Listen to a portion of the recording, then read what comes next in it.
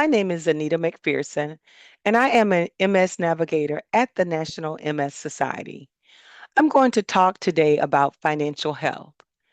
As we age, our health and finances are top of mind. The MS journey is not one that is requested, one that can be prepared for, or definitely one that can be denied. This program will allow financial empowerment by sharing knowledge that can have a positive impact on your financial health. The goal is not to become a financial expert overnight, but to become empowered by the financial resources that will be shared today. Establishing financial control. Living with MS presents many challenges, and financial stress is often the biggest. According to a study funded by the National MS Society, the average annual cost of living with MS in the United States is a staggering $88,467. Wow. For members of the Black community, financial pressures can be even more intense due to disparities in healthcare access, income, and wealth. The stress can feel constant as well as overwhelming. Because MS is a lifelong journey, planning for the future can seem complicated or even out of reach. But today, I am here to offer support. The information and resources that I will share are designed to uplift, inform, and empower, especially when it comes to financial wellness. What matters is taking that first step towards understanding, towards stability, and towards a future where you feel more in control. Just like the MS journey, each person's financial path is unique. Financial support looks different for everyone. What matters most is understanding your personal financial needs and knowing that resources are available to help you. In this session, we'll focus on three key areas to help you move towards financial wellness: how to identify first your financial needs, learning what goes into a plan, and thirdly, exploring what resources are available to help you. Steps to identifying financial needs. Let's start first by talking about your financial needs. Living with MS can bring unexpected changes. And for many people, that means adjusting how you manage your money. You may not need to make big or drastic lifestyle changes right away, but now it's a good time to take a close look at your finances and get organized. Step number one, getting organized. Whether you're new to MS or you've had MS for a while, getting organized is key. Find out as much as you can about MS, current benefits, savings, and government programs, which you may very well qualify for. Keep track of your MS symptoms. Keeping a journal of the ups and downs of your disease, what helps and what doesn't help. This can help you advocate for yourself when you're talking to doctors, employers, or applying for disability benefits. Step number two, track your income and expenses to build a clear picture of your cash flow. Track what you earn and what you spend over a set period, such as 1 to 3 months. Group your expenses into categories like housing, groceries, utilities, transportation, and entertainment. Your MS symptoms may lead to additional expenses. I'll give you an example. You may need to buy air conditioning due to heat sensitivity. Look at your spending pattern to find opportunities where you may be able to cut back on some non essentials to be able to purchase that air conditioning unit. Step number three, understand your net worth. Understand what you own, which are your assets, and what you owe, which are your debts. This gives you a clearer picture of your financial health and helps when applying for benefits based upon financial need. Step number four, find important papers and contacts. Believe me, you may be sitting on a gold mine of resources that you're not even aware of. Review your financial paperwork. like bank statements, insurance policies, employee benefits, and tax returns. These documents can reveal resources that may help you manage the costs of MS and plan for your future. Step number 5, assess your need for employment. It is very important to continue working if you can because it provides a stable income and is important for financial planning. It is also important to talk with your healthcare team about how your MS is affecting you at work. Your doctor may have suggestions for accommodations that may help your situation. It's important to know your rights under the Americans with Disabilities Act so you can take advantage of the support and protection that is offered. Physical and occupational therapy can help manage MS symptoms like fatigue, so you very well can continue working. There are many strategies for managing MS symptoms at work. Connecting with organizations like the MS Society can help you. Develop a financial plan. Once you have determined or defined your financial need, the next step is develop a plan. You might find yourself juggling with everyday expenses, wondering, how am I going to make it or how can I plan for the future? I want you to know today, you are not alone. There are tools, resources, and support systems available to help you take control and build a financial plan that works for you. I'm going to walk through the steps of how to develop a comprehensive financial plan. Set your goals. Think about what you want in the future. It may be buying a home, it may be paying off a debt, or it just may be mean feeling more secure and less stressed out from month to month. Know your finances. I mentioned earlier that part of getting organized is taking a look at your current income, expenses, and any debt. This helps you understand what's working and what may actually need more attention. Create a budget that works for you. Create a budget based on what you learn from your income and expenses exercise. Because MS is unpredictable, it's helpful to create a budget that has flexibility. Your budget will always be a work in progress and will change over time. This is something that I found interesting. Try using the 50-30-20 rule. This simply means 50% of your income is going towards basic needs like your housing, food, and medical costs. 30% goes to what you like, entertainment or eating out. 20% goes to savings or paying down your debt. Manage savings and debt.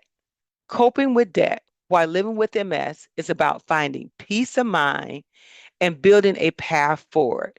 And we can never put a value on peace of mind. It's best to create a budget that reflects your priorities, explore support and debt relief options, and look for ways to actually boost your income. Pay yourself first by setting aside money for savings before covering other expenses, even if it's just a little bit.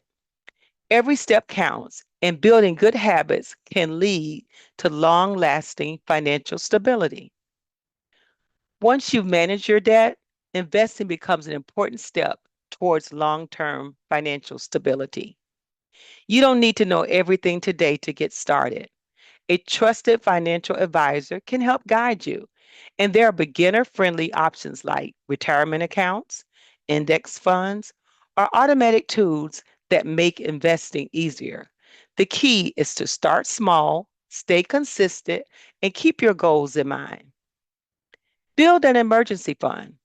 Building an emergency fund is one of the most important steps you can take to protect your financial well being while living with MS. Having easily accessible cash gives you a safety net for unexpected medical costs or changes in your income. The aim is to save enough to cover 3 to 6 months living expenses. Remember, even starting small can make a big difference long term. Protect yourself with insurance. Having the right insurance coverage is a powerful way to protect yourself and your future. For example, having health insurance. Being enrolled in a health insurance plan at all times may be the single most important way to avoid debt and ensure you get the healthcare services that you stand in need of. Explore different coverage options and find health insurance options that work best for you. Disability insurance. Private disability insurance and Social Security disability insurance are both potential sources of income if you sustain a disability that prevents you from working. Long term care insurance. Long term care can refer to a variety of resources or services in care settings, including your home, an adult daycare program, other community resources, assisted living facilities, and even skilled nursing facilities. Life insurance. Shop around to find a policy that does not limit the value of your life insurance. A licensed insurance broker who knows about your MS diagnosis and is willing to work on your behalf may be your best option. When developing a financial plan, look into estate planning. This ensures your wishes are honored and your loved ones are cared for. Key documents like a will, power of attorney, and healthcare proxy help manage your affairs if you're unable to or after you pass away. An estate planning attorney can guide you, and resources like your state bar association or legal aid office can often help you get started. Disability trusts, also called special needs or qualified disability trusts. These help people with MS manage assets without the fear of losing access to benefits like Medicaid or SSI. These trusts can cover extra costs like therapy, education, or recreation while still protecting your eligibility for government agencies. Think about advanced care needs. As people with MS age, they may need extra support sooner than expected. Assisted living offers help while maintaining independence, and websites like A Place for Mom and Caring.com can guide families in exploring these care options. Adjust your plan as needed. Life changes, and your financial plan should change too. Remember to review your plan at least once a year or after a big life event to make sure that your financial plan still fits. In exploring these financial resources, I want to encourage you to visit the National MS Society's website. If you type in financial planning in the search bar, it will bring you to a page with a lot of valuable resources and tools that are there to support you. The Financial Education Partners Program provides financial planning services and education to people affected by MS. All professional services are provided are confidential and at no cost to the individual. To qualify for the program, individuals must meet certain eligibility criteria. You can find this resource on the Society's website. MS navigators are highly skilled, compassionate professionals who help connect you to information, resources, and support you to move towards the life you look forward to. You can reach us by phone, email, or chat. As we wrap up today's session, I want to remind you that financial wellness is not about perfection, but it's about progress. Living with MS brings unique challenges, but with the right tools, support, and mindset, you can take control of your financial future. Keep moving forward, one step at a time, and know that you are never alone on this MS journey.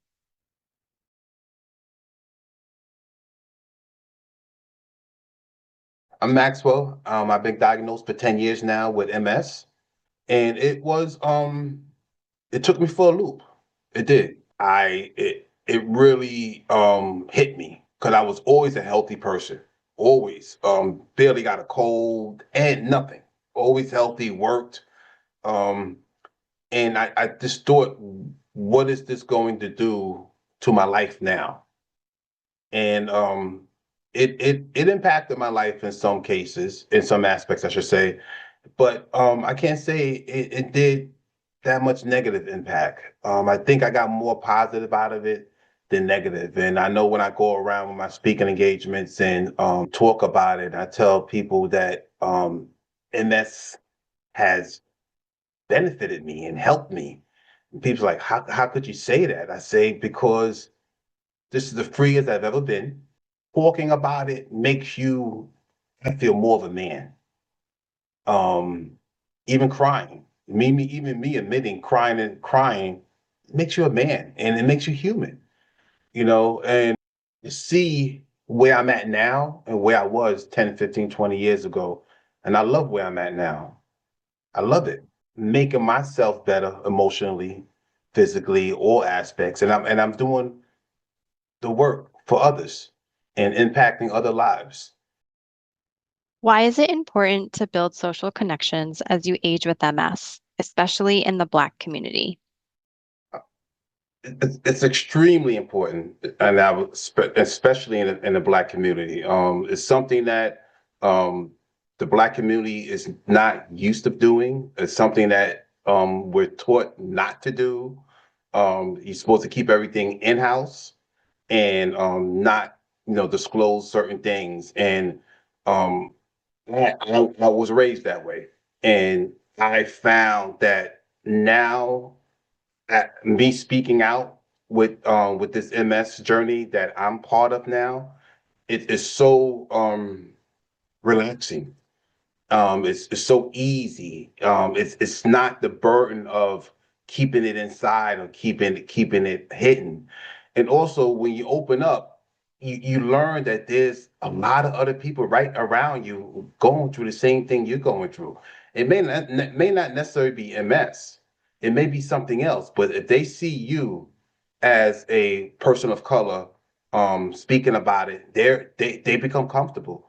I've had several people, especially men, a couple of women that really said, "Man, I really appreciate seeing you out there and talking because I would never have admitted that I had MS or come to this group or come to this meeting." And so it's in the Black community as a whole. Talk, speak. Um, if you're going through something, don't hold it back. Don't keep it with inside. The best thing you could do is let it out, talk about it. I tell you, as a Black man, as a Black law enforcement man, I would never think I would be doing something like this, but I tell you, this is the most freedom I have had in my life, as is opening up and speaking about this, and letting it be known, and I'm proud. I'm not embarrassed. I was embarrassed at one point. I really was when I first got diagnosed, but I'm so happy, and the burden of keeping it within yourself is gone, and that stress is gone. And seeing how it helps other people, it's worth it. How can MS impact family life? MS definitely affects a family, emotionally, physically, in some cases financially. Um, I'm not the type of person that communicate, or want to tell you what's wrong, or yes, I'm feeling this way, feeling that way. That's just never been me. But it is very important, especially when you have a support network, to communicate to your family or friends. Communication is so important, and it's no judgment. If someone loves you, they're gonna love you for whatever's going on. They're gonna love you. They're gonna be there for you. So talking about it and keeping that open communication is so important. I say this from a personal, my fiance Yasmin, she still gets on me sometimes and say, "I know you're not feeling well, but you're not saying anything. Are you okay? And oh yeah, yeah, I'm fine. No, she said, no, you're not fine. So I'm still going through that struggle about the communication thing. But you have a loved one that's next to you, they observing that something is going on. So communicate it with this person and let them know. Speaking about it, your ups and downs, it only helps your loved ones because it helps them to understand you. They want to understand what you're going through. They want to understand how you feeling mentally that day, that week, whatever. Physically, um, they most family, friends, loved ones, they want the best for you, But if we don't communicate that, it's just so much they could do. People could look at you with multiple sclerosis, and there's some individuals, and people say myself included, you don't look sick. You look perfectly fine, and I hear that all the time. But no, I'm not. My body is killing me. I'm achy here. You know. But if you don't communicate that to a person, they're not going to understand. They're not going to know that, yeah, I'm not really doing good today. And one of my personal reasons why I don't communicate is my background in law enforcement and me also being a black man. You're the strong one. You're the one that's making decisions and controlling situations and stuff like that. So it's definitely not easy, but I can tell you it's beneficial, it's worth it, and your loved one wants it. What are some ways Black people with MS can build or grow a support network that fits their needs? I would say get involved. As a black man, you don't think about getting involved with something like this, um, but get involved because building that network will happen. I mean, just from what I've been doing since the last 8, 9 years, I've been getting emails from people from other countries, um, all over the world, just the things they've seen me. So the stuff they see a black man speaking about this, they're saying, "Wow, I feel comfortable. Um, I'm not alone. If he could talk about it, I could talk about it. I could be free." How have support groups made a difference in your MS journey? I know where I was prior to walking into that first self-help group. I was a whole different person.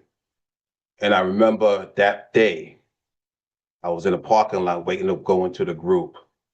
And I was sitting in my car and I started crying, crying, crying, crying. Crying like a baby. And that was the first day I felt that I acknowledged that I had MS.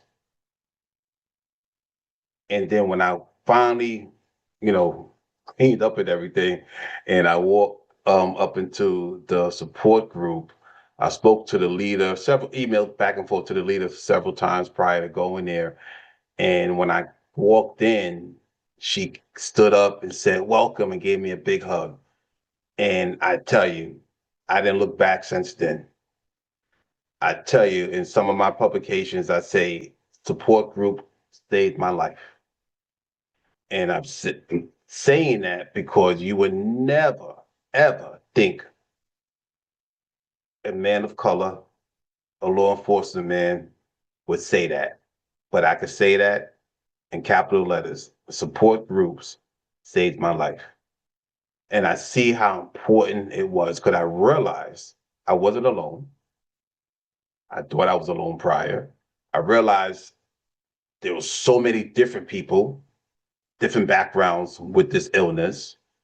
Um, I was able to get more of an understanding of the illness and feel human. And people say, "What do you mean feel human?" Prior to going to the support group, I really felt black. I was, I didn't feel human. I didn't feel the person I felt before prior. But going to the support group gave me a whole sense of living life love, understanding, compassion. Um, and my the lead at that time was Miss Elise Holtzman. She is my mentor to this day, and I just know how much of an impact she made in me, going to the groups and talking to me and stuff. And um, it got to a point that my mentor, she left to do something else. And she asked me to take over the group.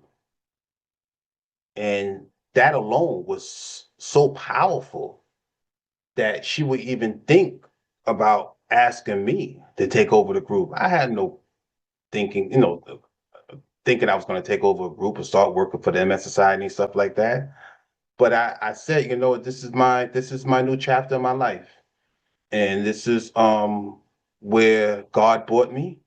And if she thought so highly of me to take over something that she built with it, with a strong reputation, I was going to do it.